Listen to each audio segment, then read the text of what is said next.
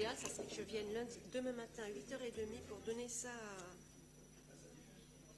à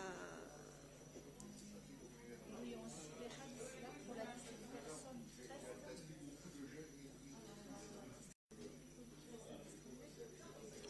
oui, moi je suis assez.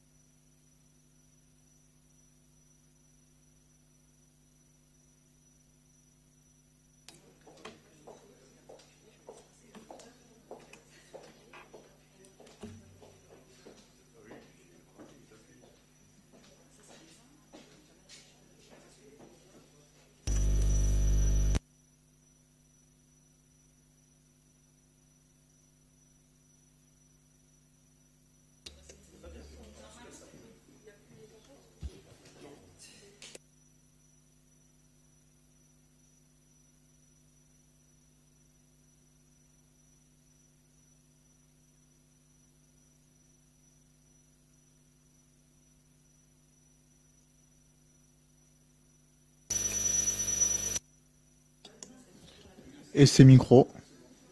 C'est bon? C'est bon?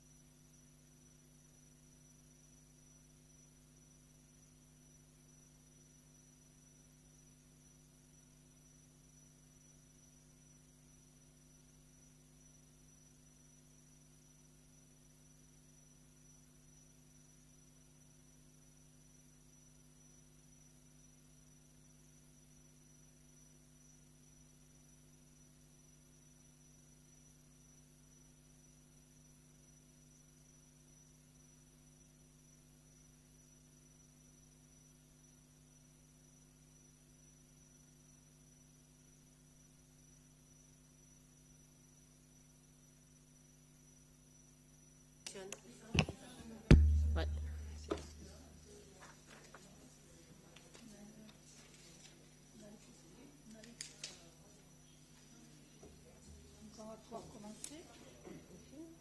Hein? Non, pas encore. Je teste pas. Il n'y a pas Sylvia et Sophie qui arrivent. Elle arrive, Sophie? Non, j'étais en Je train croyais que de tu voir s'il regardais. restait des places. Ben, il y a une place pour Pascal, une place pour Sophie, on est bon. Écoute, allez, bim.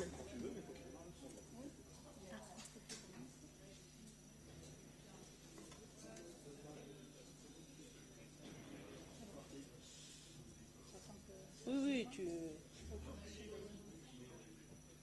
Moi, je surveille pas, parce que sinon, ça fait des larcènes.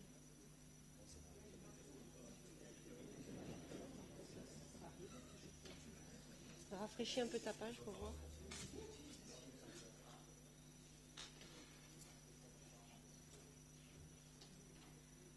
Ah, super.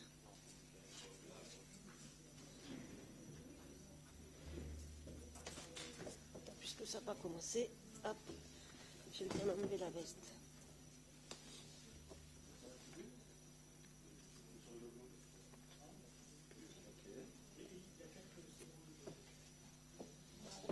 C'est bon? Allez. Bonsoir à tous. Donc, bienvenue pour le dernier conseil municipal de l'année. On va commencer donc par l'appel. On va nommer une secrétaire de séance qui est Madame Ketty Dulac. Bonsoir. Véronique Baraquet-Ono. Présente. Romuald Favreau. Présent. Ketty Arisic-Dulac, présent. Pascal Soulana se retarde, donc je reciterai. Carole Rakoto-Arsou. Présente. Marc Bunny, procuration à Madame Arisic-Dulac. Sophie Expert se retarde, on refera l'appel. Yacine Ainaoui. Christelle Antolinos a donné sa procuration à Madame Carole Rakoto-Arsou. Martine Fritière. On n'a pas reçu la procuration. Ah, elle y est. A donné la D'accord. procuration à Madame Ghislaine Lesca. Jérôme Fouillois. Sophie Garcia a donné sa procuration à Madame Arisic-Dulac-Ketty. Robert Grumdé a donné sa procuration à Yacine Ainaoui. Alain Lafourcade. Cédric Lenévaden a donné sa procuration à Claudine Père. Ghislaine Lesca. Laurent Mallard. Présent. Laurent Planaguma. Claudine Père, pardon. Laurent Planaguma, absent. Alexia Pouzergue a donné sa procuration à Laurent Mallard. Gérard Campistron. Jean-François Becquet a donné sa procuration à Hubert Corbel. Hubert Corbel. Hélène Maroubi. Gilles Lacardère a donné sa procuration à Hélène Maroubi. Nadine Uri. Béatrice Esclarmonde.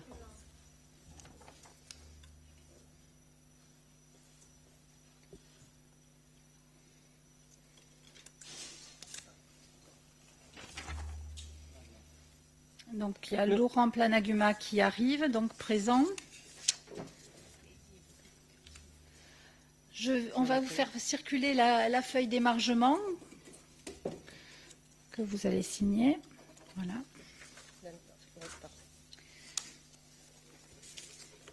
Et on va pouvoir commencer ce conseil municipal avec 17 délibérations. On va commencer par l'approbation du compte-rendu du conseil municipal du 11 octobre 2021. Donc, je vais vous demander de voter pour ce compte-rendu. Est-ce qu'il y a des questions, des remarques?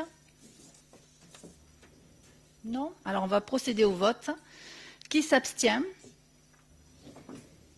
Qui est contre? Donc, approuvé à l'unanimité. La première délibération, c'est la dématérialisation des déclarations d'intention d'aliéner, la DIA. Donc, à partir du 1er janvier 2022, les collectivités sont dans l'obligation de mettre en place une solution de saisine par voie électronique pour permettre le dépôt dématérialisé des déclarations d'intention d'aliéner pour les notaires ou les particuliers. Et pour les collectivités de plus de 3 500 habitants, d'instruire ces demandes par voie dématérialisée. Est-ce que vous avez des questions par rapport à cette délibération? Non?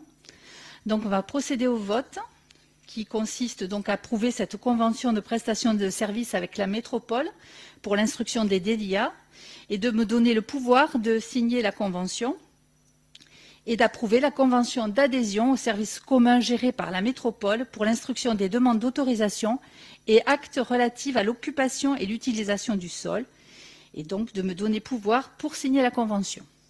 Qui s'abstient? Qui est contre? Approuvé à l'unanimité.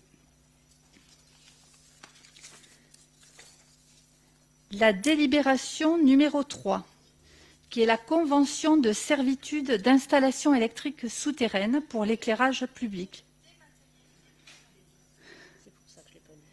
Donc, on considère que pour l'établissement d'installations électriques souterraines pour l'éclairage public, une convention de servitude est à adopter avec le SDEG. Cette convention porte sur la parcelle AN 538 située rue Porte-Tenille, dont la commune est propriétaire. Donc, je vous demande l'autorisation d'adopter les termes de la convention et de me donner pouvoir pour la signer. Est-ce que vous avez des questions? Non? Pas de questions, donc on va pouvoir procéder au vote. Qui s'abstient? Qui est contre? Donc, approuvé à l'unanimité. La délibération numéro 3, qui est une demande de subvention pour le village de sécurité routière. Donc, la commune souhaite organiser un village de sécurité routière le 15 octobre 2022. Donc, évidemment, cette volonté, c'est de mettre l'accent sur la prévention à destination de tous les publics. Et il nous a semblé opportun d'en faire un événement biannuel et pérenne. Donc, l'ambition est de proposer aux Mondonvillois une journée axée sur le thème de la sécurité routière sur tous ses aspects, par la mise en place d'un village dédié avec les interventions de différents professionnels, avec un accent tout particulier sur la dimension pédagogique. Et donc, on va demander du soutien et de l'accompagnement auprès d'institutions telles que la Maison de la sécurité routière, le Conseil départemental, Toulouse Métropole. Et donc, je vous demande de vous prononcer et de valider le principe de réalisation de ce village de sécurité routière et de me donner les pouvoirs pour solliciter tout partenaire institutionnel qui pourront accompagner financièrement ce projet. Y a-t-il des questions par rapport à cette délibération? Non? Donc, nous allons procéder au vote. Qui s'abstient? Qui est contre? Donc, approuvé à l'unanimité. La délibération numéro 4, qui est la demande de subvention pour le Festival du cinéma. Donc, vous savez que l'an dernier, nous avons réalisé notre premier festival du cinéma. Et donc, cette année, nous souhaitons le reconduire sur 3 jours, les 1er, 2 et 3 juillet, sur le thème de l'environnement. Donc, ce projet va s'inscrire dans une politique d'accès à la culture pour tous. Et il semble opportun d'en faire un événement annuel et pérenne. Donc, il va y avoir autour des interventions professionnelles auprès de l'école élémentaire, du centre d'action jeunesse, ainsi qu'un concours ouvert à tous qui est prévu en amont du festival. Il s'agit donc de me donner les pouvoirs pour solliciter tout partenaire institutionnel pour accompagner financièrement ce projet. Donc, les institutions qui peuvent nous aider financièrement, il y a la DRAC, le CD31, la culture scientifique, technique et industrielle de Toulouse Métropole, ainsi que le Centre national du cinéma et de l'image animée. Donc, on accueille Madame Sophie Expert et Monsieur Pascal Solana. Vous étiez excusé pour votre retard. Donc, est-ce qu'il y a des questions par rapport à cette demande de subvention pour le Festival du cinéma? Non? On va pouvoir procéder au vote. Qui s'abstient? Qui est contre? Donc, approuvé à l'unanimité. La délibération numéro 5, qui est l'attribution d'une subvention pour l'association Prévention routière. Donc, en considérant que l'association Prévention routière est reconnue d'utilité publique et est présente auprès des usagers de la route afin de les sensibiliser, de les accompagner dans l'évolution de leur comportement, je vous demande donc la décision de verser une subvention à cette association qui doit être prise donc en délibération du conseil municipal. Pour soutenir cette association et ses actions de sensibilisation, et aussi dont on va se servir pour le village de sécurité routière, je vous propose donc de voter une subvention d'un montant de 350 € à destination donc de l'association Prévention routière. Est-ce qu'il y a des questions par rapport à cette délibération? Non? Donc on va procéder au vote. Qui s'abstient? Qui est contre? Approuvé à l'unanimité. Excusez-moi, je vais boire un peu.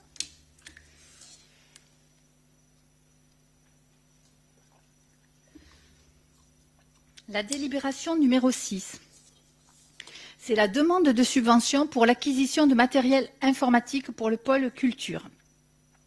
Donc vous savez que depuis le 1er janvier 2021, nous avons un prestataire informatique qui collabore avec la commune pour faire un état des lieux de l'outil informatique au sein de tous les services communaux. Et récemment, donc, il a révélé la nécessité de mettre à niveau un certain nombre de postes et de matériel informatique pour la médiathèque. Donc, pour l'acquisition de ce matériel, je vous propose de solliciter une aide financière auprès du département de la Haute-Garonne et tout autre éventuel partenaire financier et de me donner pouvoir pour formaliser cette demande de subvention. Y a-t-il des questions? Non? Donc, on procède au vote. Qui s'abstient? Qui est contre? Approuvé à l'unanimité. La délibération numéro 7, qui concerne les ressources humaines, c'est la création d'un emploi d'adjoint du patrimoine. Donc, vous savez peut-être que la directrice du pôle culture donc, a été mutée sur un autre poste. Et nous avons recruté un autre agent, mais qui n'appartient pas à la même catégorie. Donc nous sommes obligés de créer un emploi dans le cadre d'emploi des adjoints du patrimoine, catégorie C, à temps complet. Est-ce que vous avez des questions par rapport à cette délibération? Oui. Quoi qu'il en soit, cet adjoint du patrimoine que vous souhaitez recruter, va-t-il remplacer Véronique Martin? Non. Si, c'est Il bien ce remplace que je dis. Véronique Martin. Oui, oui, Ok. c'est ça, oui. Très bien. Ça sera la nouvelle responsable du service culture. Très bien. Pas d'autres questions? Non?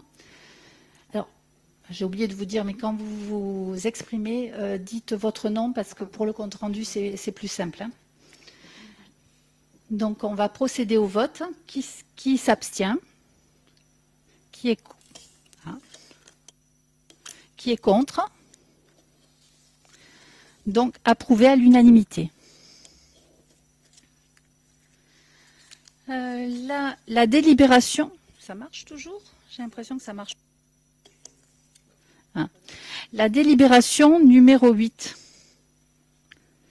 Qui est la création et instauration des lignes directrices de gestion.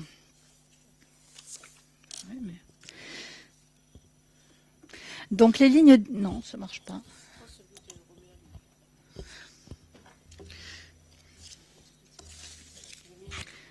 Bon, non, mais c'est pareil, ça ne marche pas plus. Bon, je vais essayer de parler assez fort.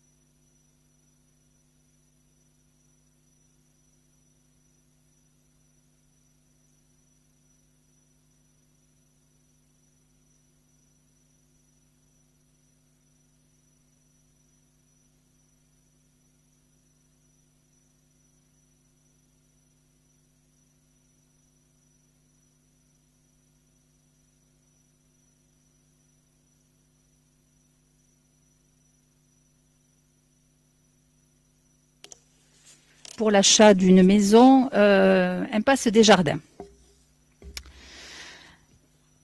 D'autre part, donc l'objectif aussi, c'est de réaliser un plan de formation pour les agents sur la base du recensement des besoins lors des entretiens professionnels. Un plan de formation va être élaboré.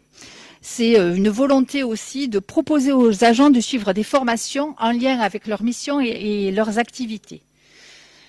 Vous savez aussi que notre politique de ressources humaines va être augmentée par le fait de nous espérons tous d'avoir la création d'un collège et d'un gymnase sur le territoire communal, la création d'une plaine sportive, d'un deuxième groupe scolaire et la création d'un tiers-lieu. Il y a aussi des orientations stratégiques. Le développement de la communication, on sait que les gens ont besoin d'être informés de ce qui se passe au niveau de la mairie et au niveau de leur ville. Et suite à la hausse démographique de la ville de Mondonville, nous devons réfléchir aussi et étudier l'augmentation des services administratifs de la mairie. Plus il y a de population, plus il va y avoir des besoins en termes d'inscription scolaire, d'état civil, d'accueil.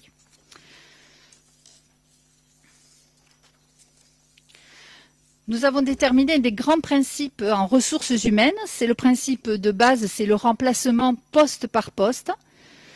Le service ressources humaines qui utilise en premier son vivier qui existe dans chaque pôle, puis le cas échéant fait appel au service des missions temporaires du CDG, au pôle emploi et enfin aux agences intérim. En matière de régime indemnitaire, le RIFSEP dont on va parler tout à l'heure qui va être mis en place à compter du 1er janvier 2022. Également la possibilité de télétravail qui va être étudiée en 2022. Et en matière de bien-être des agents au travail, aussi des actions qui vont être développées. En matière d'action sociale, c'est la possibilité pour les agents d'adhérer au CEMA de la ville de Colomiers, qui donne le droit à des réductions sur les loisirs, les voyages et les sorties. Est-ce que vous avez des questions sur les lignes directrices de gestion ?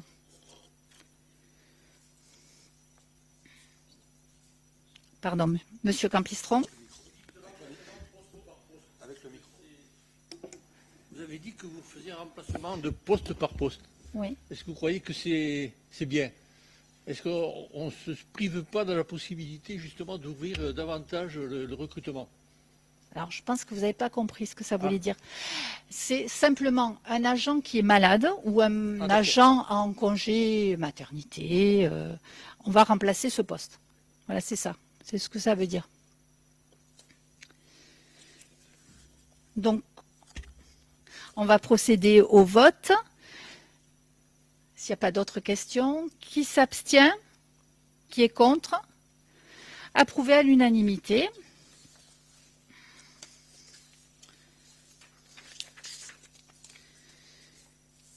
La délibération numéro 9, qui est la création et l'instauration du régime indemnitaire tenant compte des suggestions, de l'expertise et de l'engagement professionnel, alors, autrement dit RIFSEP, pour les catégories B et C.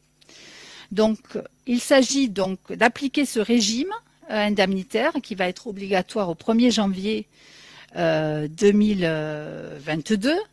Il y a eu un accord du comité technique en date du 2 décembre.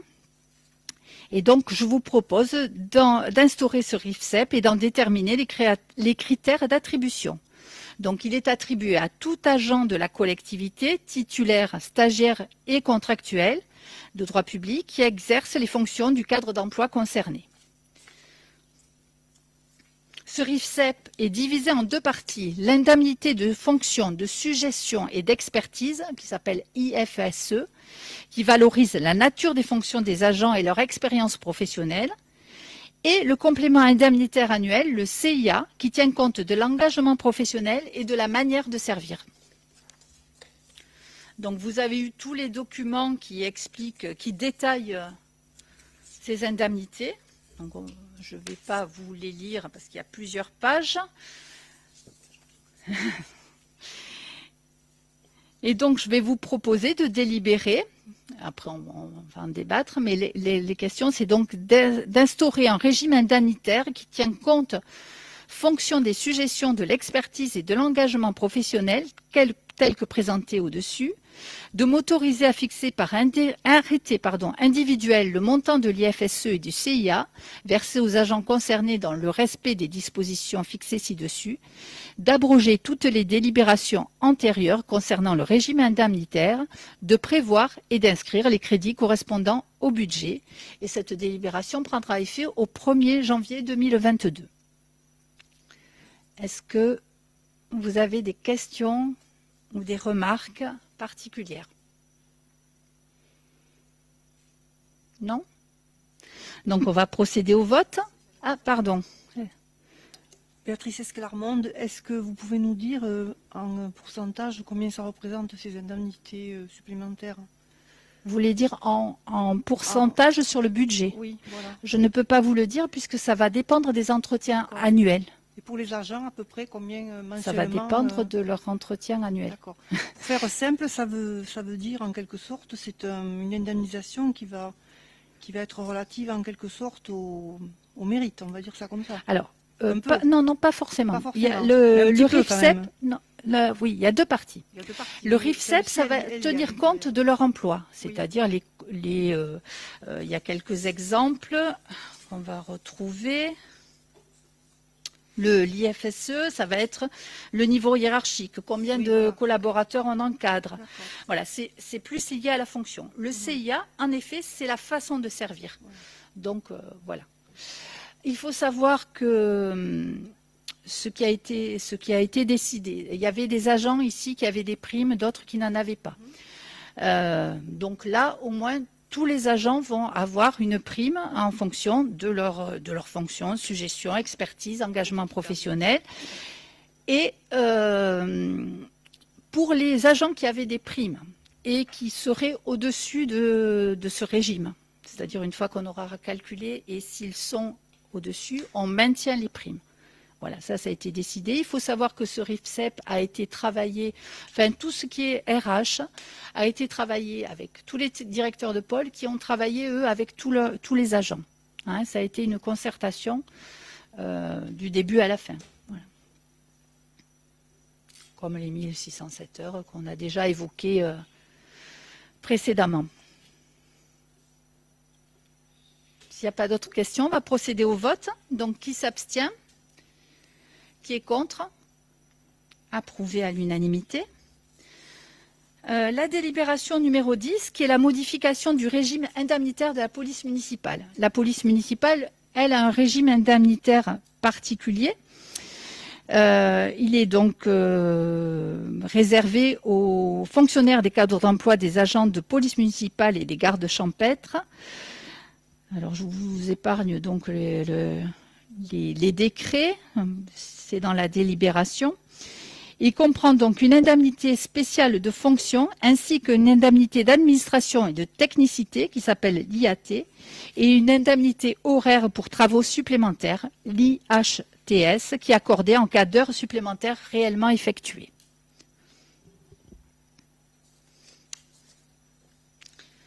Voilà, donc les critères d'attribution, par exemple, ça va être l'assiduité, l'investissement, l'implication dans les projets de service, la capacité à travailler en équipe, en transversalité, efficacité dans l'emploi et la réalisation des objectifs, compétences professionnelles et techniques, qualité relationnelle.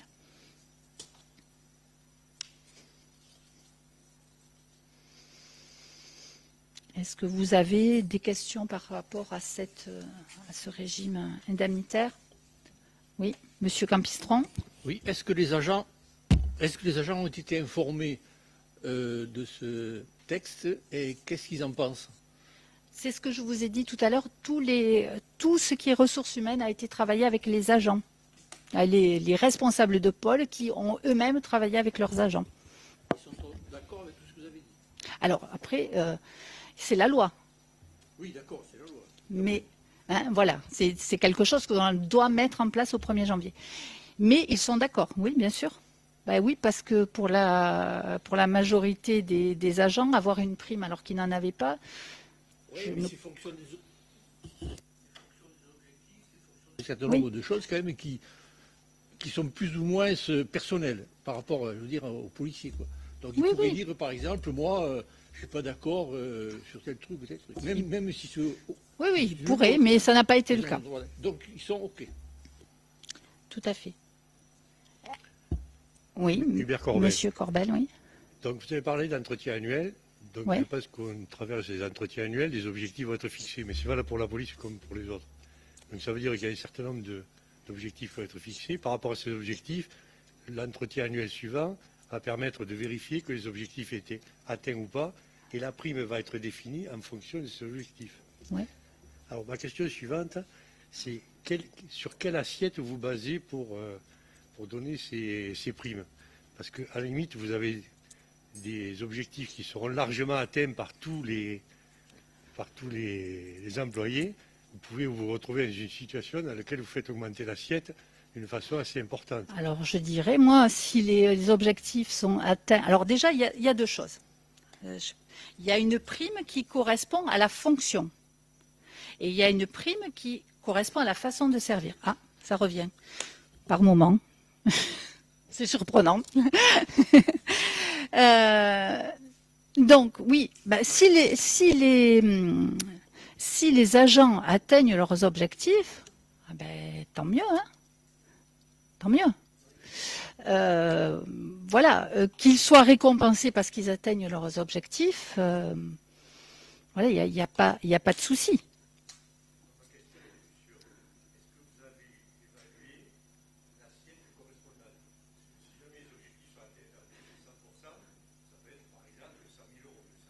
Oui. Je me retourne vers le DGS. Je pense qu'il serait content, non, si c'était 100 000.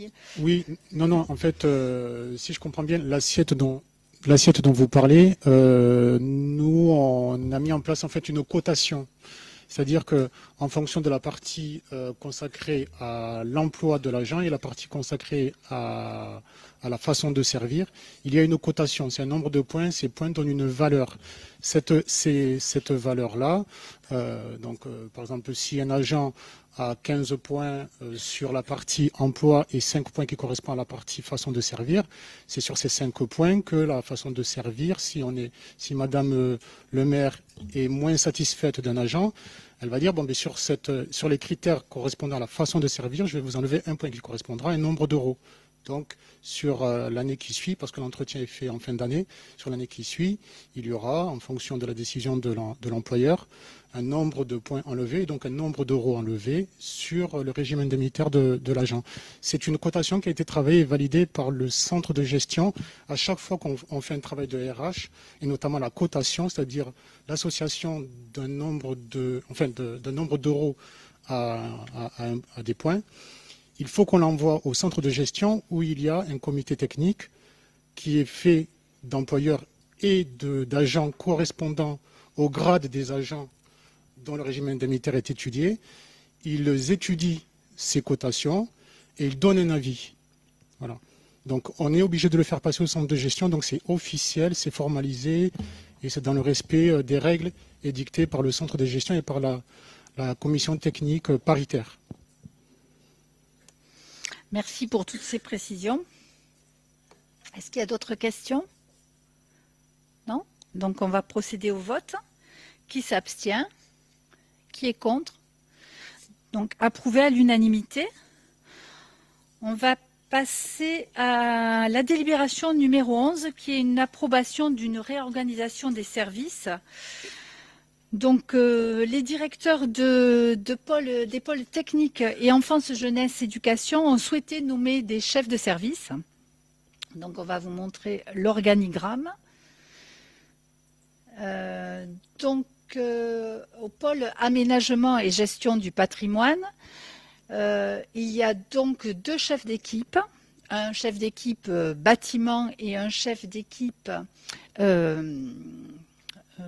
espace vert, pardon. Et au pôle enfance, jeunesse, éducation, un chef d'équipe restauration scolaire et entretien des bâtiments. Est-ce que vous avez des questions? Oui, Nadine Uri, pourquoi est-ce que sur cet organigramme, on n'a pas justement la précision du nombre de chefs d'équipe et du nombre de personnes que ces chefs d'équipe vont gérer? Oui, bonne question. Carole, tu peux peut-être, toi, pour l'enfance-jeunesse, est-ce que tu sais exactement ou je demande au DGS qui va peut-être nous préciser. Ça marche pas, Carole. Non, ça marche pas. Parle fort. Au niveau du nombre, au service restauration scolaire, on a 2 personnes côté Jules Verne et 3 personnes côté Caroline Aigle. Au service entretien des écoles, nous avons 2 personnes côté Jules Verne. Et après, il y a eu réorganisation récente. Alors du coup, j'ai pas exactement tous les chiffres en tête, mais 2 ou 3 personnes côté Caroline Aigle. Côté ATSEM, nous avons 8 ATSEM. Et à la régie scolaire, nous avons 1 personne.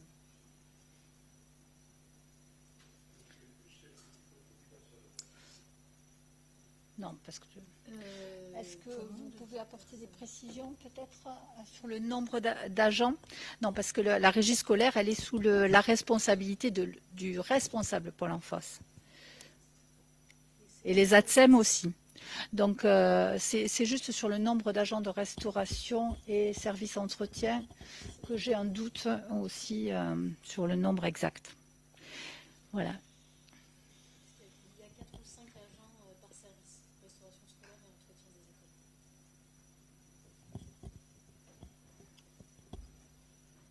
Oui, je vous laisse répondre. En fait, on a l'organigramme avec les noms, mais vu qu'on ne peut pas projeter les noms, on va les compter, on pourra vous les dire si vous le souhaitez tout à l'heure, mais on ne peut pas projeter les noms, c'est pour ça que celui-ci est anonymisé.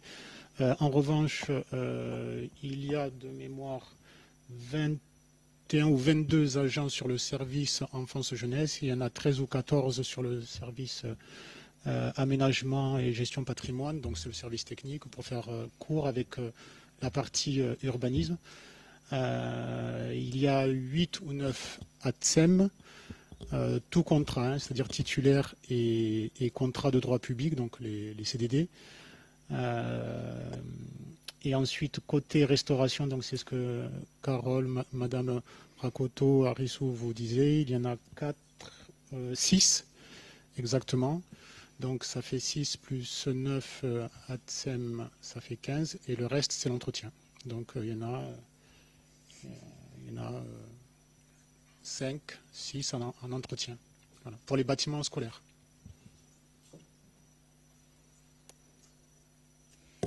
D'autres questions? Ok, merci. Non, mais c'était pas les noms hein, qu'on voulait savoir, c'était effectivement le nombre de personnes pour justifier la création de ces postes de chef d'équipe.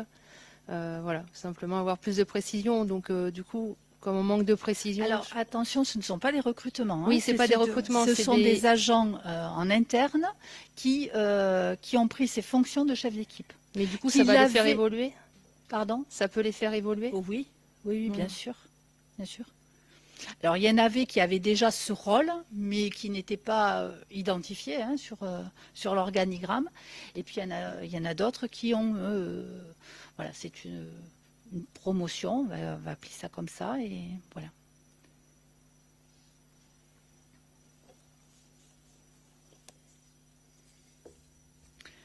Est-ce qu'il y a d'autres questions? Non? Non? Donc, on va procéder au vote. Qui s'abstient?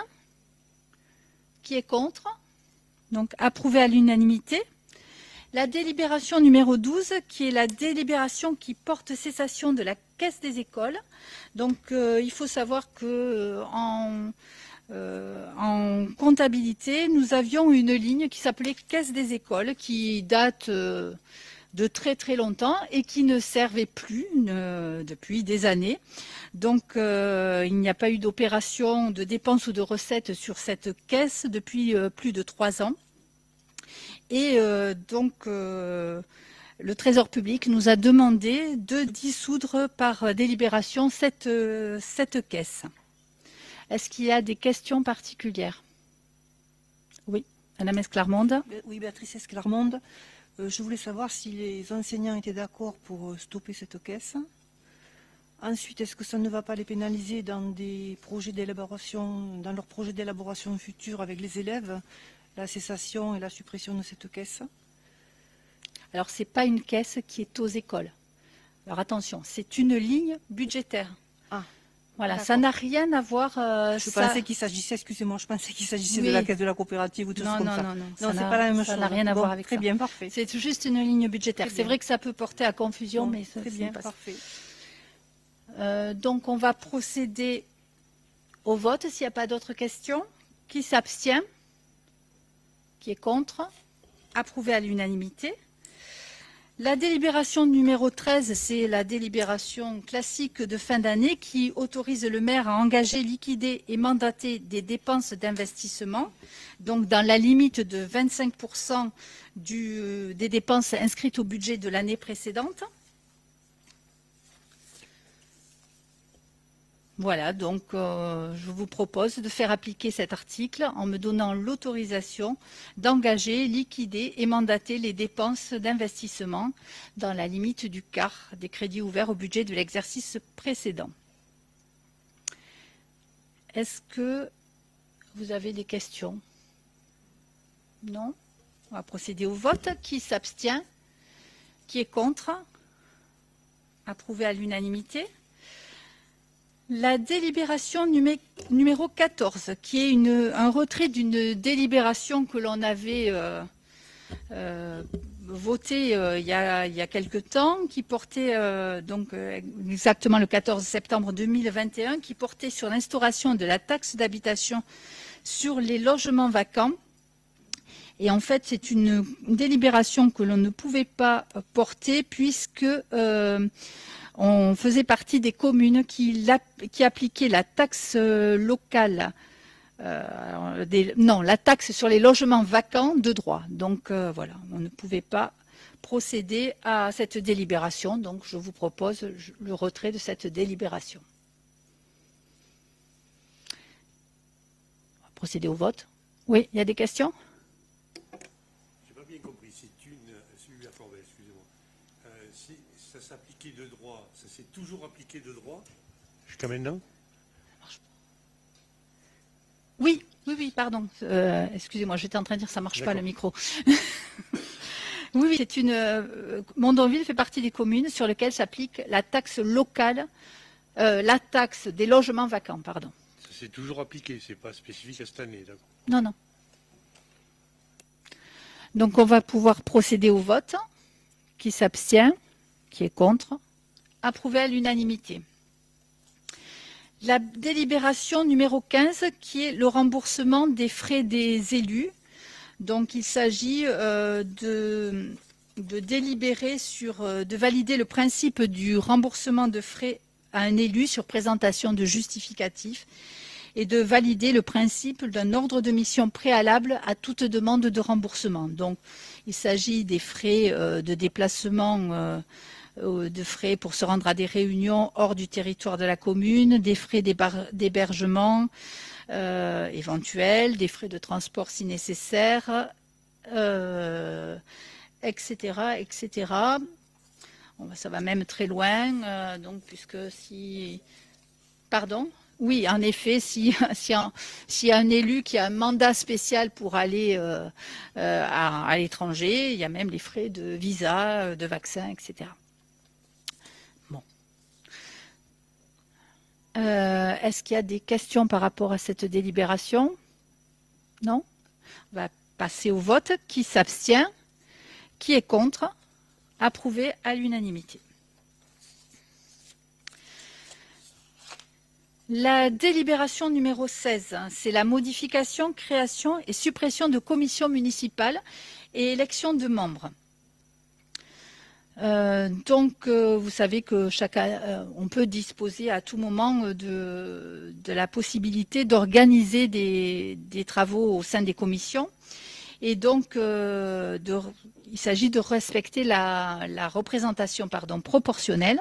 Et je vous demande donc si vous souhaitez qu'on participe au vote à main levée ou à bulletin secret.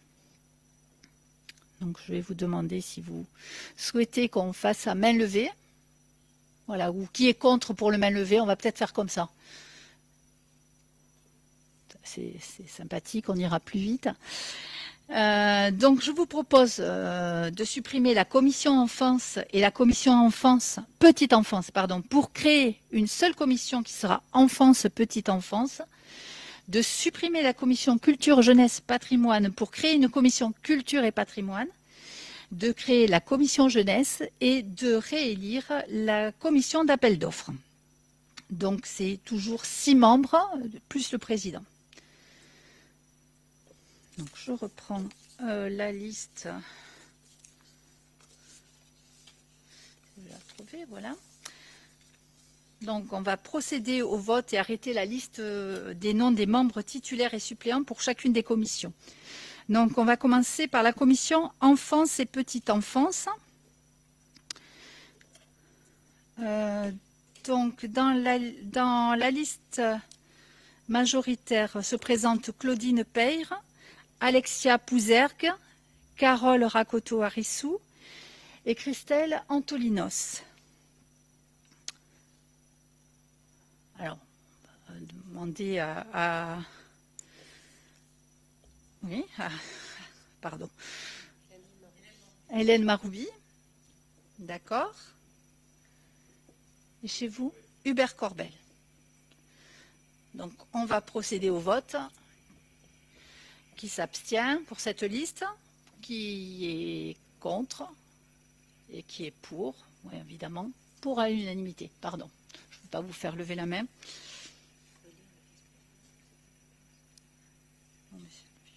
Le vice-président est élu en commission. Lors de la première commission, on élit le vice-président.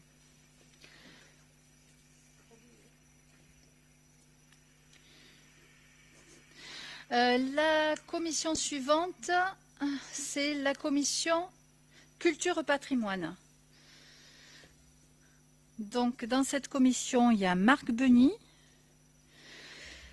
Alain Lafourcade, Sophie Garcia, Christelle Antolinos, Gilles Lagardère et Gérard Campistron. Donc, qui s'abstient pour cette liste? Qui est contre? Approuvé. La commission jeunesse. Donc, Marc Beny, Sophie Garcia, Alexia Pouzergue, Christelle Antolinos. Personne chez vous? Hubert Corbel, c'est ça? Ouais, je sens une petite hésitation. Oui, on ne veut pas vous forcer. Hein.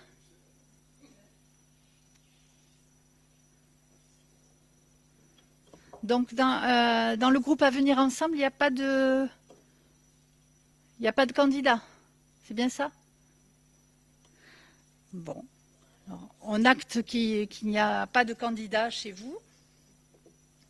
Bon, c'est un petit peu dommage parce que c'est quand même une commission. Je ne sens pas un enthousiasme fou. Je trouve que c'est un petit peu dommage parce que quand même, la jeunesse, c'est, il me semble, l'avenir de notre commune. Bon. On va réélire la... Excusez-moi. En fait, si vous voulez, on a une petite réflexion. On se demande pourquoi vous faites 2 commissions différentes. Auparavant, c'était une. Et ce sont les mêmes personnes en réalité. Alors, j'ai expliqué. Non, ce n'est pas forcément les mêmes personnes. Non, ce n'est pas les mêmes personnes. Et je voulais expliquer, quand je vous ai rencontré, c'est tout simplement parce qu'on trouve que la jeunesse mérite une commission bien particulière. Elle a des besoins particuliers qui ne sont pas ceux de la culture et du patrimoine. Et c'est pour ça qu'on a voulu valoriser ce travail par une commission jeunesse. La mettre vraiment... en exergue et en valeur. On a procédé au vote là, je ne sais pas. Non, merci. Donc, qui s'abstient? Qui est contre? Approuvé. D'accord, je vais trop vite.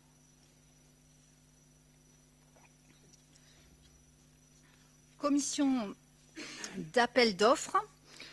Donc nous avons en titulaire pour la liste majoritaire Jérôme Fouillois, Carole Rakoto-Arissou, Pascal Solana, et en suppléant Romuald Favreau, Cédric Lenevanen et Laurent Mallard.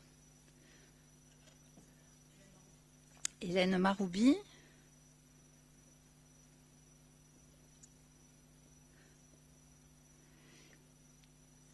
Et Gérard Campistron. Il en manque 1, 2, 3, 4. Gérard Campistron. D'accord. Donc on va procéder au vote. Qui s'abstient? Qui est contre? Approuvé. Ah oui, c'est vrai. Là, il y a... Oui, pardon. Hélène Maroubi et Gérard Campistron sont titulaires, mais il nous faut en effet des suppléants. Nadine Uri et Hubert, pardon. J'allais vous appeler Gérard Courvel. Excusez-moi. Très bien. Donc on va passer à la délibération numéro 17, qui est la modification du règlement intérieur du marché de plein vent, qui va être présentée par Romuald Favreau.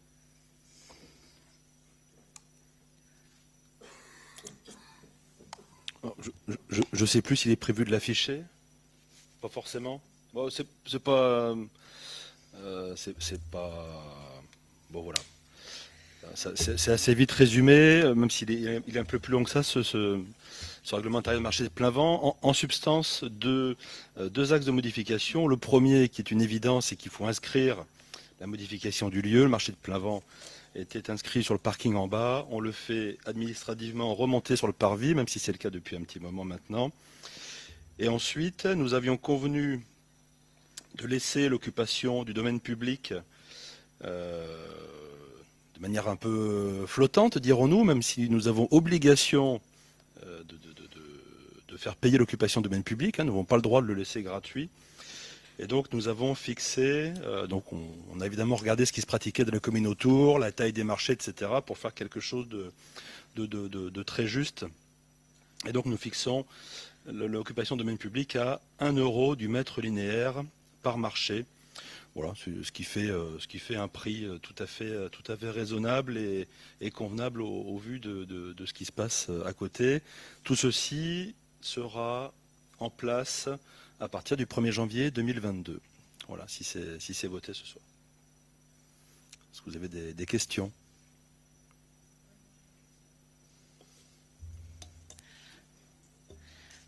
Comment ça va être réglé? Qui c'est qui va s'en occuper? Est-ce que c'est un agent qui va faire payer les exposants ou pas? Parce qu'ils ne vont pas forcément venir peut-être tout le temps. Enfin, je sais pas. Plusieurs cas de figure. Pour les commerçants réguliers, ils vont pouvoir s'adresser à la régie, tout simplement, payer au trimestre et d'avance, c'est le plus simple. S'agissant des commerçants volants, parce qu'il y a aussi des commerçants volants qui arrivent, notre placier sur le marché, celui qui joue le rôle de placier, c'est notre police municipale, mais qui n'est pas apte à encaisser. Donc, en général, ils arrivent avant les volants, ils arrivent en début de marché. Ils seront dirigés par la police municipale en mairie vers la régie pour venir régler en liquide leur place du jour.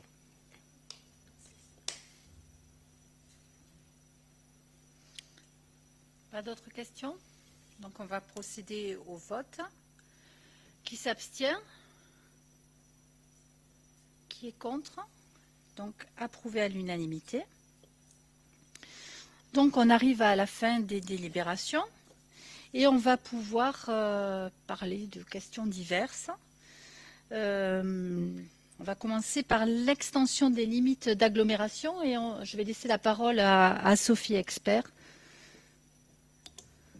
Merci Madame la maire. Chers conseillers municipaux, chers Mondonvillois et Mondonvilloises, vous le savez, aujourd'hui, à différents endroits de notre territoire, les limitations de vitesse varient entre 50 et 70 km/h. Nous avons donc une agglomération morcelée. Oui. On va tous les faire, c'est ça ce soir. Nous avons donc une agglomération morcelée avec un flux de véhicules en constante augmentation. Des zones dangereuses et ou bordées d'habitations sont limitées à 70 km/h, comme la traversée de la route métropolitaine M1 par l'IGG, route de Toulouse, la route départementale 1C, route d'Aussonne, ou encore une portion de la route départementale D37, ou plutôt route de Pibrac entre le Gagéa et l'Écussec. Vous le savez, nous avons à cœur de sécuriser les usagers des voies publiques, de protéger les habitants des zones que je viens de citer, et dans le but d'harmoniser une limitation de vitesse cohérente avec nos routes et leurs environnements, nous vous proposons de modifier les limites d'agglomération en accord avec le plan que vous voyez affiché. Je tiens à préciser que cela fait partie d'une information au préalable auprès de certains élus ici présents. Cette opération permettra de créer entre autres des aménagements réservés aux zones d'agglomération sur le réseau routier de notre commune, de regrouper également les hameaux et lieux-dits pour rassembler tous les Mondonvillois et Mondonvilloises.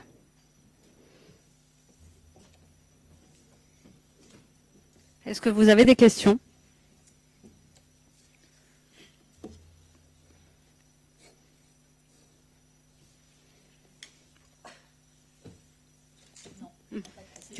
Excusez-moi. Donc on voit que vous supprimez des panneaux, effectivement, tout ce qui est violet. Et vous mettez des panneaux bleu clair, c'est ça? Enfin, là où c'est marqué, où là il y a du bleu clair. Les pastilles bleu clair, c'est là où... Non. Oui, il y aura un remplacement de panneaux. Exemple, le numéro 10, le panneau ne sera plus l'Écussec, mais Mondonville.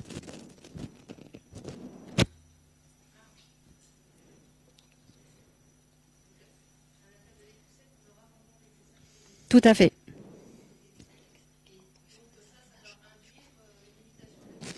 À 50 km/h. Si par extension d'agglomération, on entend que l'Écussec deviendront Mondonville.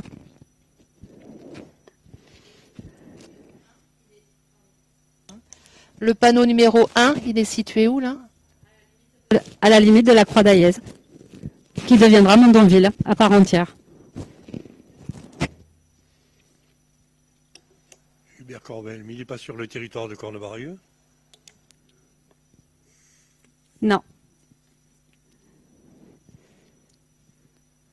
On n'a pas l'intention d'annexer Cornebarieux. Je pense qu'ils ne se laisseront pas faire. Je ne sais pas s'il marche mieux. Je ne sais pas s'ils se laisseront faire, mais ce n'est pas notre intention. On veut garder une bonne entente avec Cornebarieux. Non, non, c'est sur Mondonville. Pardon. Oui. Donc le nouveau panneau, c'est le jaune, le numéro 7 par exemple, il se situe. Derrière le Gagéa, si je ne dis pas de bêtises, vous avez une portion de route qui permet de rattraper les derrières de Cornebarieux.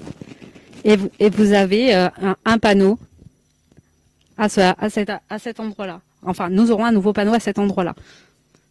Typiquement, la route est déjà limitée à 50 par arrêté municipal pour certains véhicules, mais la commune n'était pas délimitée.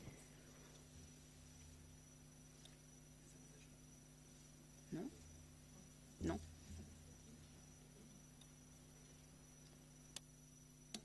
Les aménagements ne seront pas forcément faits dans l'immédiat. Ça a aussi un effet futur. C'est pour permettre des aménagements particuliers sur la commune.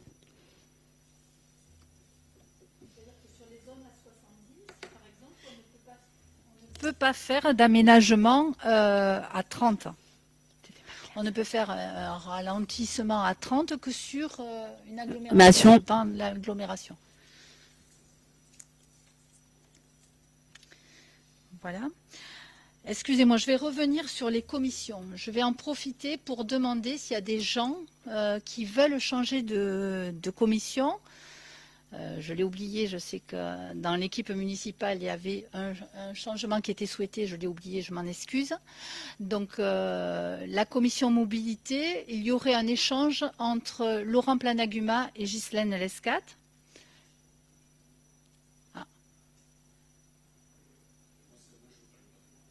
Non, non, j'ai pas parlé de patrimoine. Je viens de dire un changement de la commission mobilité.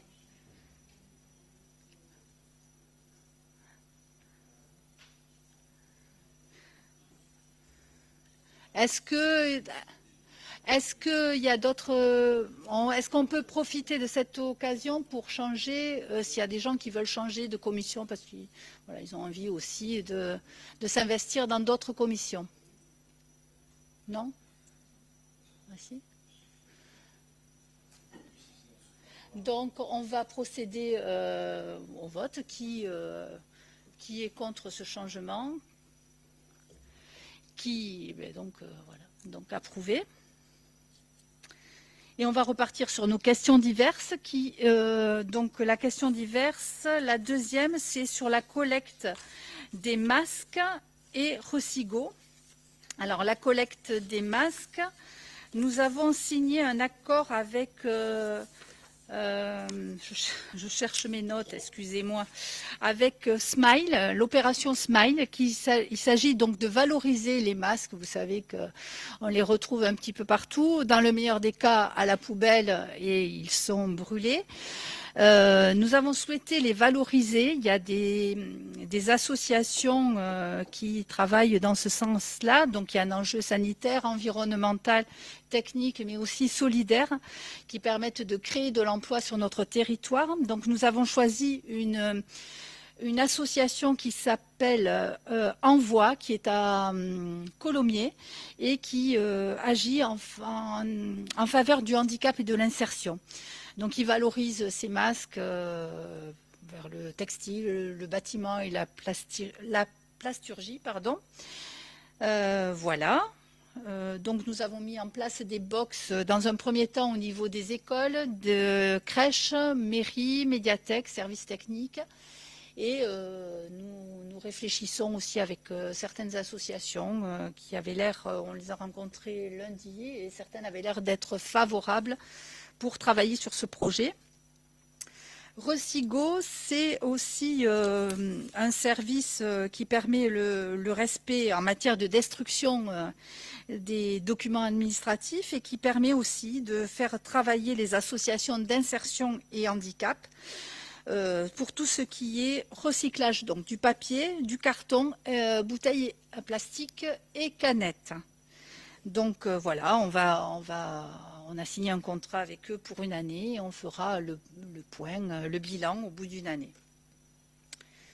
Est-ce que vous avez des questions par rapport à ces collectes? Vous savez aussi que Mondonville est inscrit dans le plan papier de Toulouse Métropole qui va commencer en janvier 2022. Et donc nous ferons d'autres actions en faveur de la limitation du papier dans les services de la commune. S'il n'y a pas d'autres questions, on va passer à la question diverse numéro 3, qui est la fin de l'expérimentation sur la trajectoire des avions. Vous savez que depuis 2019, il y avait une expérimentation sur la trajectoire des avions qui était déviée vers le nord. Donc la commission consultative de l'environnement de l'aéroport, où je suis représentante de Toulouse Métropole, a donc voté la fin de cette expérimentation. Voilà, c'était un sujet qui intéressait beaucoup, surtout nos voisins de Dox, mais aussi quelques citoyens mondonvillois qui se plaignaient un petit peu de cet impact. Monsieur Corbel. Alors, qu'est-ce que ça veut dire si la fin de l'expérimentation est terminée? Est-ce que ça veut dire que la trajectoire a été modifiée? Je donne un exemple. On voit régulièrement passer des ATR sur le Bandillier maintenant, ou des avions de ce type-là. Alors, attention. Qu'est-ce qui a donné? Non, mais des ATR de ligne. D'accord. Qu'est-ce qui a été décidé? Parce que j'ai l'impression que sous le principe de cette expérimentation, on a ouvert à certains avions un domaine qui est largement supérieur à ce qu'il y avait avant, et notamment sur Mondonville. Alors, l'expérimentation sur la trajectoire, elle n'impactait pas du tout Mondonville. Il y a quelquefois des avions, des pilotes qui sortent de leur trajectoire. Généralement, vous avez, alors je n'ai plus en tête le site, mais vous le retrouverez sur le site de la mairie, où vous pouvez signaler ces modifications de trajectoire. Et, pardon ? Ah, merci. Flight Tracker. Avec l'accent de Mondonville, ça fait Flight Tracker. Et il faut les signaler. Et généralement, voilà, il y a une amende qui est assez lourde pour les pilotes enfin les compagnies aériennes qui sortent de la trajectoire. Pour revenir à la décision de la commission consultative, c'est une commission consultative qui n'est pas décisionnaire. Donc après, c'est l'aviation civile qui décide. Voilà.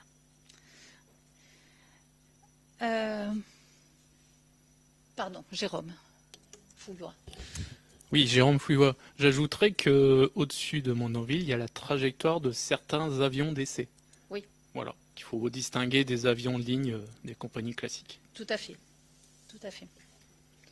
Et quelquefois, on a l'impression voilà, que c'est un avion, mais en fait, il ne faut pas oublier que même quand il y a les peintures, c'est aussi des avions d'essai. Et quelquefois, on pense que c'est une compagnie.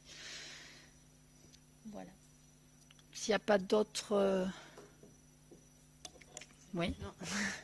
Oui, j'ai juste pas compris. Donc si effectivement c'est la fin de l'expérimentation, ça veut dire que là, les avions vont passer ailleurs ou Ils reviennent sur leur première trajectoire, qui est plutôt Auxonne-Merville. Ah. Voilà, ils reviennent sur leur trajectoire initiale. Parce que la décision a été en fait de dire...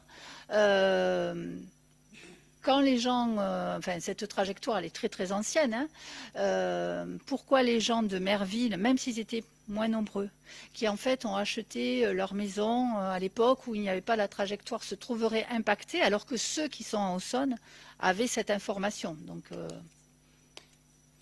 voilà. Qu'est-ce que c'est sans consultation sur le choix des végétaux ?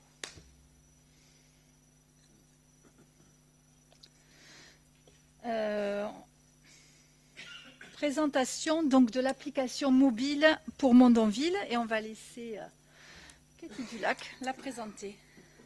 Oui, donc je vais vous présenter, je parlais comme ça va être aussi bien. Je vais vous présenter rapidement une offre, en fait, un package de services. En fait, il s'agit d'une application que nous allons proposer aux Mondonvillois. À cette application, nous allons y ajouter un chatbot, donc je reviendrai sur ce que c'est. Et ensuite, il y a aussi un travail sur le site internet que nous allons renouveler. Donc l'objectif de l'application, c'est évidemment de donner un service plus facile pour les Mondonvillois, de manière à ce qu'ils puissent accéder à différents portails famille par exemple. On peut avoir un lien vers le site internet. L'objectif, c'est qu'ils aient vraiment un package de tous les outils dont ils auraient besoin pour faciliter leur vie au quotidien. D'accord ? En plus de cela, nous avons également acquis un chatbot, donc c'est un robot conversationnel. En fait, pour faire simple, c'est l'exemple que l'on prend à chaque fois. Si vous souhaitez connaître la procédure pour renouveler votre carte d'identité ou votre passeport et que vous y pensez le week-end ou le soir parce que vous avez fini de travailler, évidemment, là, les services de la mairie sont fermés. Donc, vous n'avez pas l'information et c'est un peu compliqué. Donc, l'objectif, c'est de pouvoir poser cette question sur l'application ou le site Internet. Et il y aura des réponses qui sont personnalisées et vous avez l'information telle que vous le souhaitez. Si je reviens sur l'application, vous avez aussi, et Romuald pourra rajouter des éléments que j'aurais éventuellement oubliés sur cette application puisque nous l'avons travaillé ensemble et avec un groupe de travail. Il y a aussi l'offre pour la liste des commerçants, il y a l'offre des différents services. Et ce qu'il y a aussi d'intéressant, donc là je vous ai donner l'information descendante en ce qui concerne l'application, mais il y aura aussi la possibilité d'avoir une information montante, c'est-à-dire si il y a un souci. Alors en ce moment, il y a des détritus, des amas qui sont mal positionnés ou des déchets sauvages. Dépôts sauvages, pardon. Des dépôts sauvages. Eh bien là, il pourra avoir un signalement anonyme, parce qu'on n'est pas obligé de vouloir que notre signalement soit tracé. Il pourra avoir un signalement anonyme de cette information si vous avez un fossé qui pose un souci pour X raisons. Voilà, l'idée c'est de pouvoir débuter rapidement des relations et des interactions avec les Mondonvillois. Ce sont vraiment les deux dispositifs que nous allons mettre en place dès ce début d'année 2022 à venir pour faciliter la vie des Mondonvillois. On le voit sur les réseaux sociaux qu'il y a besoin d'avoir un échange et une information rapide. Là, ça sera un canal bien facilitant pour cela. Et ensuite, vous savez, il y a le site internet a aussi besoin d'être retravaillé, il doit y avoir une refonte de l'architecture. Eh bien, on va en profiter aussi pour faire ce travail. Et ça sera très facile aussi d'intégrer le nouveau site sur l'application.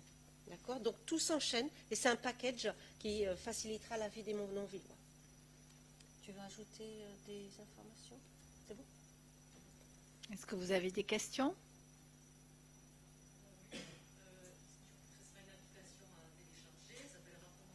Elle s'appellera Ville de Mondonville. En fait, c'est une marque blanche. Donc, on n'aura pas le nom du prestataire qui... voilà, je vous dirai le nom.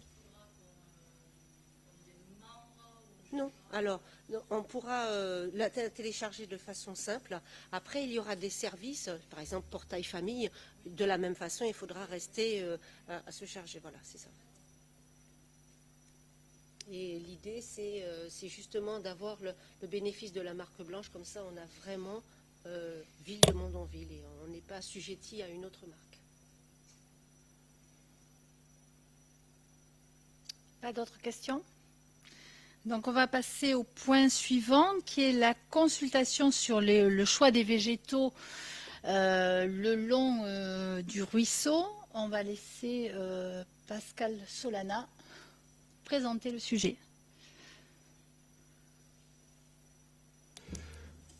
Bonsoir. Le sujet du Gagéa. Alors, le ruisseau du Gagéa, il y a depuis de nombreuses années des études sur la refonte des berges du Gagéa pour que le lit soit mieux dimensionné, que le Gagéa ne soit... Voilà, qu'il n'y ait plus de problème au niveau du Gagéa. Donc ça a pris un certain nombre d'années. On commence à en voir le bout du tunnel. Donc pour Mondonville, il y a une étude qui a été lancée et il va y avoir 1500 mètres linéaires restaurés sur le ruisseau du Gagéa et il va y avoir un coût de 342 000 € qui seront supportés par Toulouse Métropole au travers de GEMAPI en fait. Voilà. Donc je vous ai envoyé les documents précédemment. Donc l'idée c'est que pour restructurer ces berges, derrière il va y avoir des plantations de végétaux. Voilà, je vous ai mis un petit peu la liste rapide des végétaux qui ont été identifiés par GEMAPI. L'idée de la commune, c'est que ce choix de végétaux, en fait, donc on a une liste de végétaux et on va pouvoir faire un choix par rapport à certains critères et que ce choix de végétaux soit le plus participatif possible. Donc on propose pour fin du premier trimestre de se rencontrer avec les élus qui désirent, GEMAPI, qui est donc le service de Toulouse Métropole en charge de la gestion de ce ruisseau, et des habitants et potentiellement associations qui pourraient élaborer le choix des végétaux à implanter sur les bords de notre ruisseau. Voilà. Donc ça c'est l'idée. Et je vous ai mis en dernière planche un petit état des lieux du planning. Alors voilà, c'est juste pour vous montrer que nous on est en fin 2021 là, et si tout va bien, les travaux devraient démarrer en 2023, mi-2023, pour se finir fin d'année 2023. Donc fin d'année 2023, on devra avoir de belles berges bien restaurées. Bon, ça dépend de l'instruction du dossier. Là, il y a une grosse barre grise là. Donc si c'est juste une déclaration, ben, on sera sur la barre verte et on tiendra les délais. Si en fait il y a toute une instruction de dossier à réaliser, ben, on risque de décaler de 6 mois le début des travaux. Mais voilà, par rapport au temps qu'on a réalisé. Voilà. Donc, fin 2023, 2024, on devrait avoir de nouvelles verres. Hubert Corbel, qu'est-ce qu'on veut dire par une instruction de dossier? À partir du moment où c'est Gimapi qui fait la proposition et que la commune est d'accord dessus et que les Mondonvillois sont d'accord, qu'est-ce qui peut... Après, tout ce qui est loi de l'eau, c'est préfectoral. Donc il y a tout un dossier à bâtir vers la préfecture, notamment sur tout ce qui est loi de l'eau, en fait, la gestion du péage, les ouvrages d'art, etc. Donc voilà, tout ce dossier, alors logiquement, voilà, il travaille en partenariat avec les services de la préfecture, donc normalement ça devrait être que la barre verte, mais si malgré tout les travaux sont trop importants et que ça demande énormément plus de justification, je pense que sur des impacts écologiques que sais-je, voilà, on risque de passer sur l'instruction avec les services de la presse qui interviennent. Parce que je vois dans la proposition qu'il y a un dossier réglementaire. Je suppose qu'à ce niveau-là, la préfecture est impliquée. Donc ça veut dire que si la barre violette était traitée en amont à ce niveau-là, ce qu'on appelle un peu un tuilage dans les plannings, ça veut dire qu'on s'évite derrière un problème à la préfecture. Alors, ce planning, je l'ai vu, je l'ai challengé. Aujourd'hui, c'est voilà, les services techniques qui sont en charge de ce dossier m'assurent que c'est comme ça que ça fonctionne. Voilà, je suis élu et je suis les services techniques. On a déjà une date d'objectif. Et l'objectif, fin 2023, mi-2024, on aura nos verges restaurées. Il faut savoir aussi, je ne sais pas si tu l'as dit Pascal, c'est que ce n'est pas juste la commune de Mondonville, hein. Le projet va jusqu'à Auxonne. Donc le dossier ne concerne pas, peut-être qu'il n'y aura aucune difficulté pour Mondonville, mais comme le dossier est global, il peut y avoir aussi une difficulté sur Auxonne, pardon. N'oublions pas qu'il y a un lac à Auxonne qui appartient à un privé, et voilà.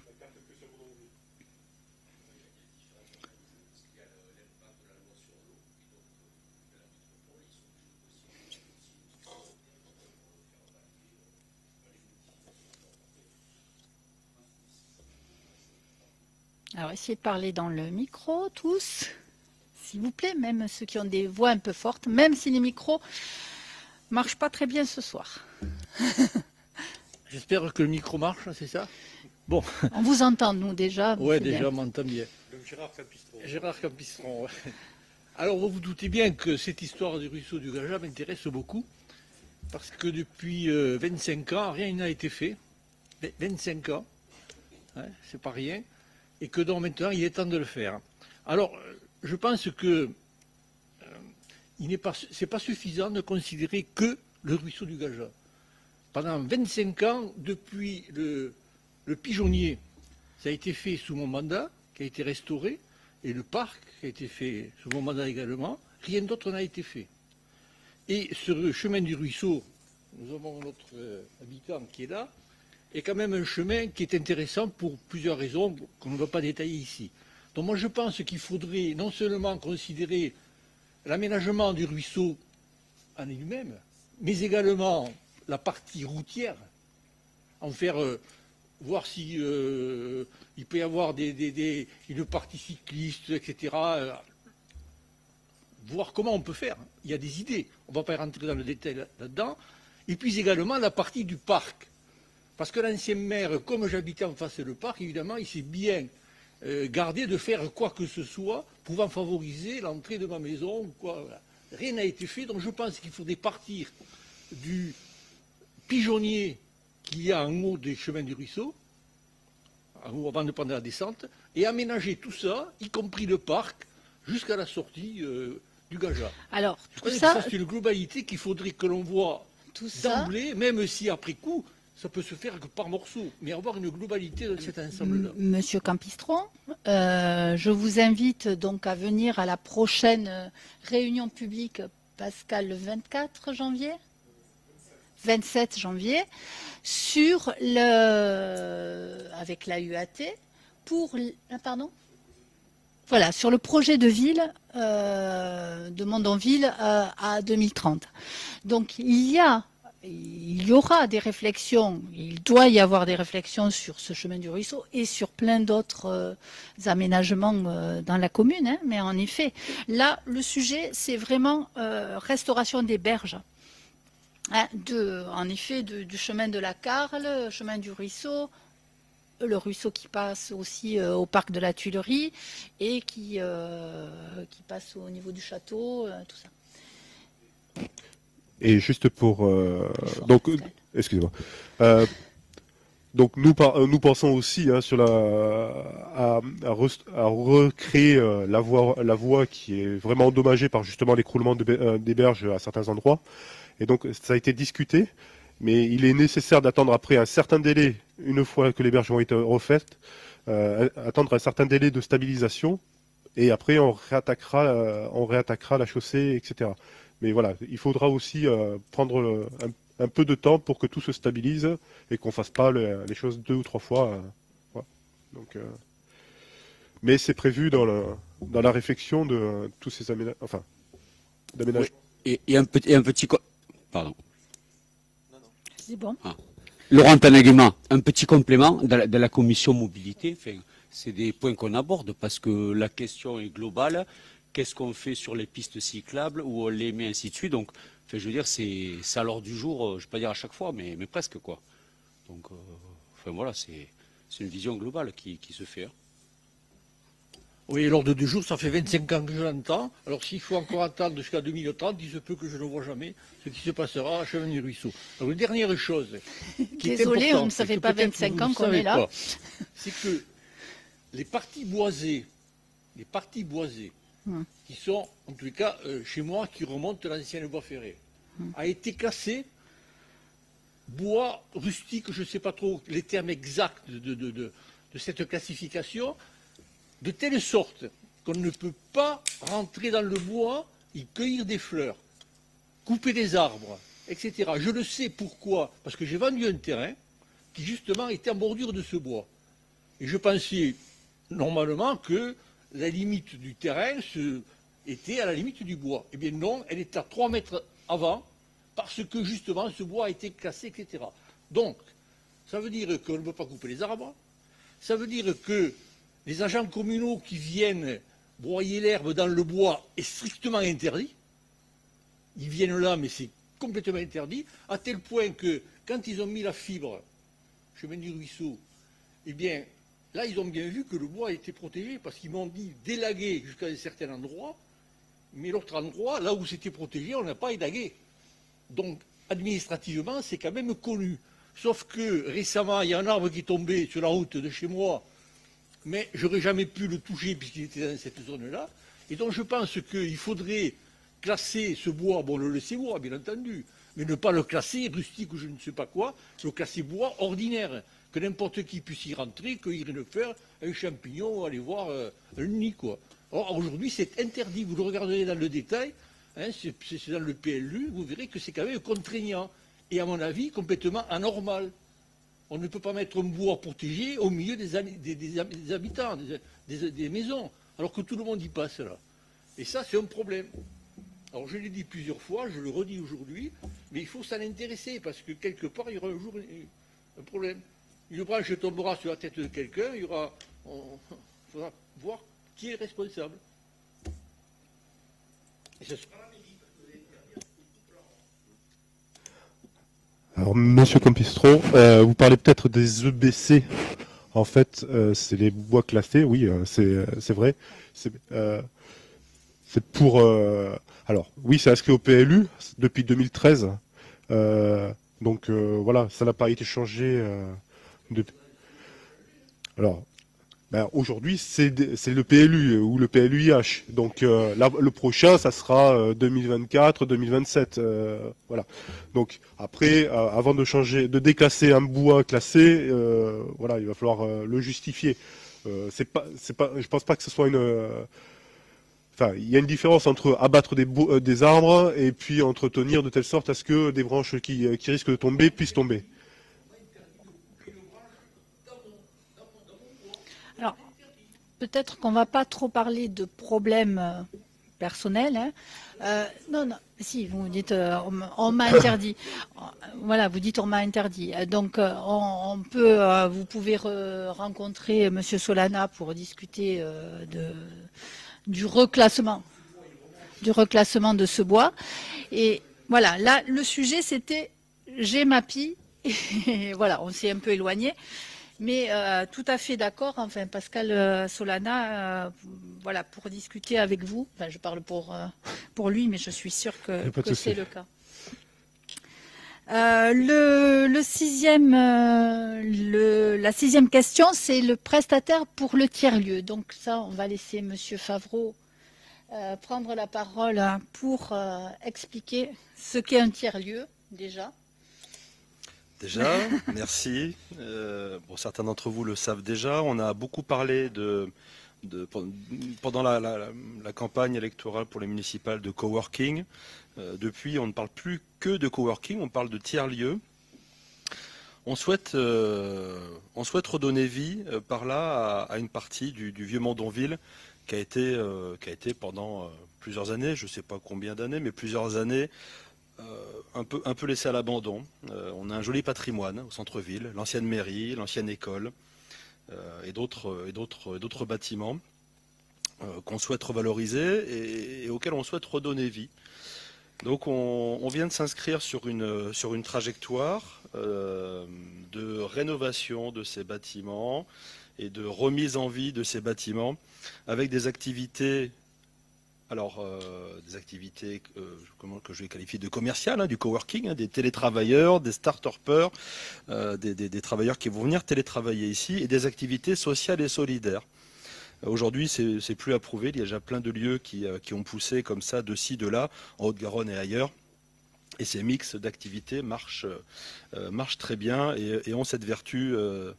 Cette double vertu de pouvoir reconstituer un patrimoine immobilier d'une part et redynamiser des zones qui sont un petit peu délaissées.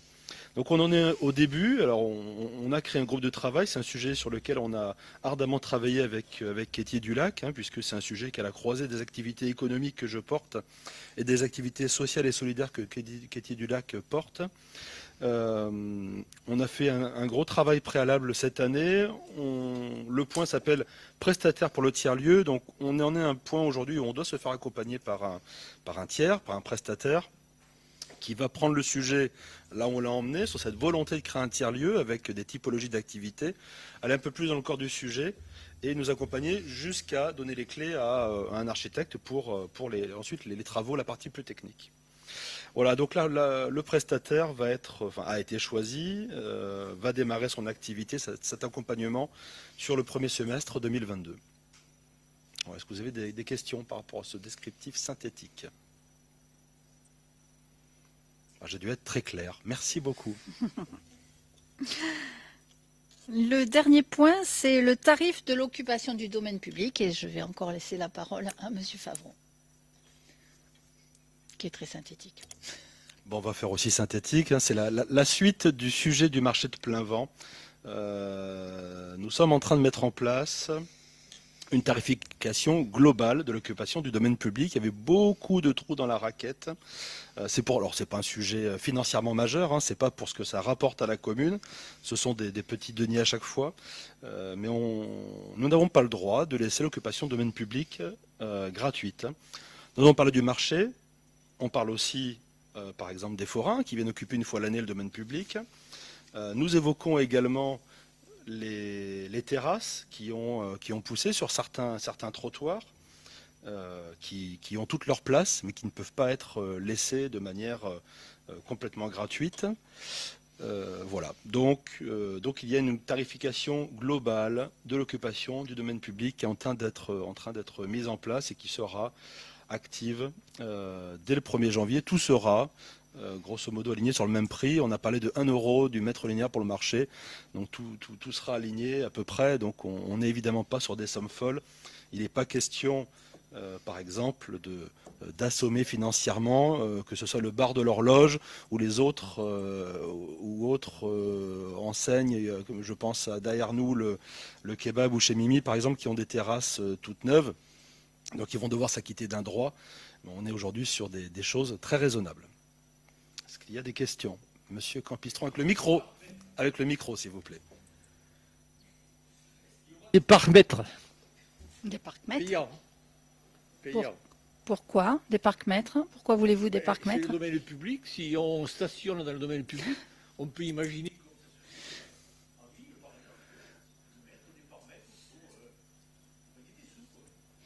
C'est un tout autre sujet. Le stationnement est une forme d'occupation de domaine public, mais qui est un cas à part.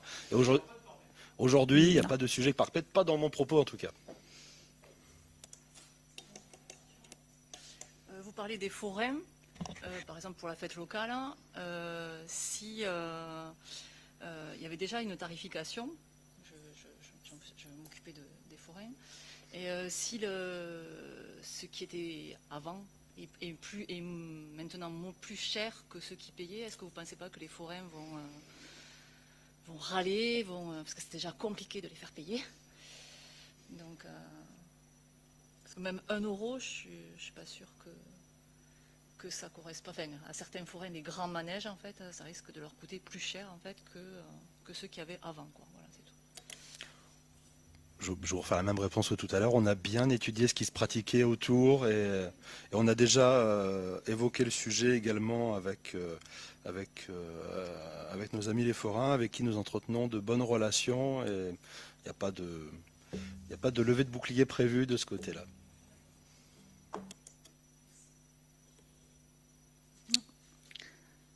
Bon, s'il n'y a pas d'autres questions, on va pouvoir clôturer. Ah, non, on ne va pas pouvoir clôturer. Une petite dernière, donc Monsieur Corbel. Alors, j'ai une question qui m'est remontée par pas mal de personnes en ce qui concerne l'immobilier à Mondonville et plus particulièrement le problème de l'annulation du PLUIH.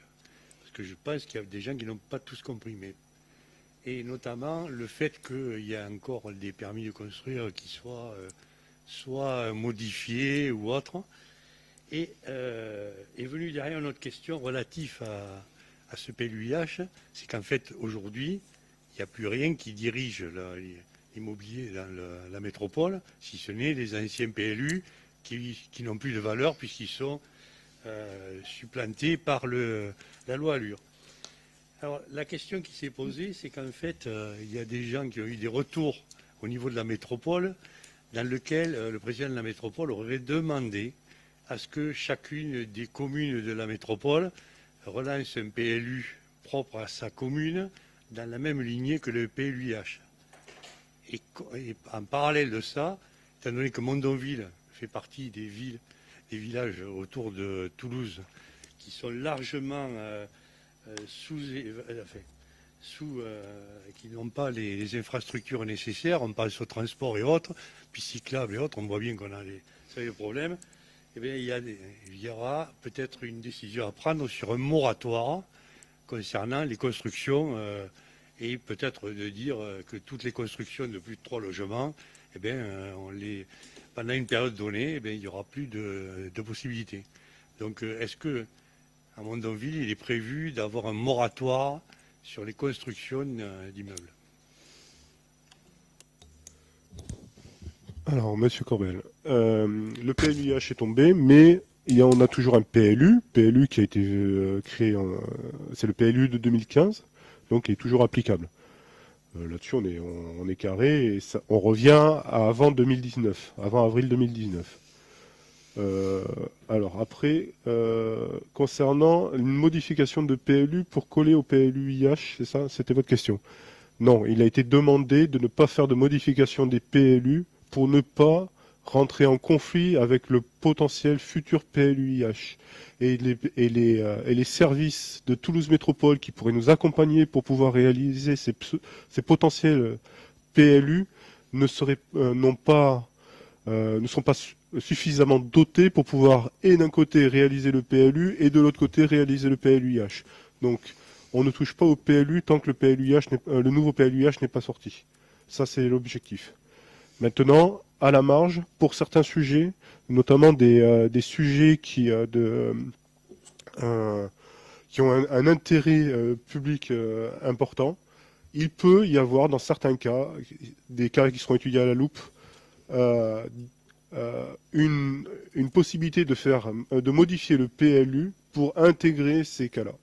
Exemple, un collège qui arriverait sur Mondonville nécessiterait l'évolution du PLU, mais ce n'est que dans le cas de la création d'un bien qui serait utile pour tous. Voilà. Concernant le moratoire, non, il n'est pas prévu de faire un moratoire. Sur quelle base? C'est pas. Enfin, la légalité, le règlement, c'est le PLU. Donc à partir de là, eh bien, on travaille dessus. Par contre, en commission urbanisme dans laquelle vous êtes, nous travaillons, à chaque fois que nous recevons des projets, nous travaillons ensemble à étudier ces projets et à faire une réponse commune sur le devenir de ces projets. Donc, la municipalité, la mairie n'hésite pas à retoquer des projets qui ne correspondraient pas à la philosophie à ce que l'on a prévu dans notre programme. Ça veut dire un développement correct, raisonnable de Mondonville, et en accord avec le projet de ville qu'on vous présentera un peu plus tard. Voilà. Mon propos, c'était juste de mettre en exergue le fait qu'il y a des parties de la métropole, certaines parties, qui n'ont pas hésité à mettre en place un moratoire, parce que les structures n'étaient pas là. Est-ce que vous avez des exemples? Comment? Vous avez des exemples? Oui, je devrais passer. Non, mais vous pouvez nous les dire. Non, mais je ne sais pas les noms. Là, mais je le Parce ferai que... je crois que c'est du côté sur l'axe de la route de Lombès. L'axe de la route de Lombès? C'est pas dans la métropole? Si, c'était sur la route de la... Ça devait être c'est pas Tournefeuille, c'est du côté de Tournefeuille. C'est l'Ardenne. Ah, c'est Toulouse. Ouais. Et il y a eu un moratoire. Toulouse a fait un moratoire pour limiter les... Non, mais, à attendez. l'époque. Non, mais là, vous parlez d'un sujet qui était même avant PLUIH. Donc, oui, on est un peu plus, on est arrivé en Voilà. 2021, c'est plus.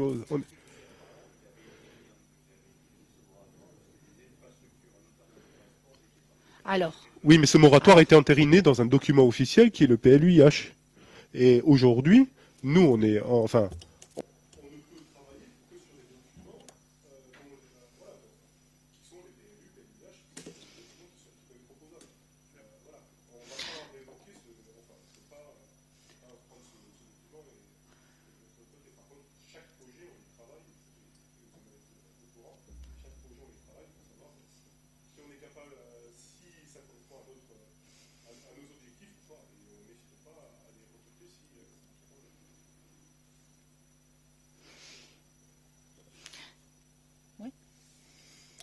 Je vais juste vous apporter un petit complément d'information, parce que vous évoquez une vraie carence de transport en commun. C'est un vrai sujet. Je vous ferai une redescente d'infos en commission mobilité à laquelle vous travaillez, de discussions qu'on a avec TCO. Tout le monde est clairement conscient de cette carence. Voilà, elle existe. Mondonville est une commune qui a aussi également trop vite grossi, beaucoup trop de permis. Bon, on ne revient pas sur tout ça, mais le fait qu'il y ait une carence en transport en commun est bien connu, et je peux vous garantir qu'on pousse très fort pour que ça accélère et qu'on ait enfin une dotation correspondante à ce qu'est Mondonville aujourd'hui, et un peu demain aussi, parce qu'il ne faut pas s'arrêter aujourd'hui, ça continue. Donc c'est un vrai sujet, et vous aurez dans pas très longtemps une redescente d'informations un peu plus précise. Très bien, donc on va pouvoir clôturer ce conseil municipal. Je vous souhaite à tous de bonnes fêtes Et voilà, et le plaisir de se retrouver l'année prochaine en 2022.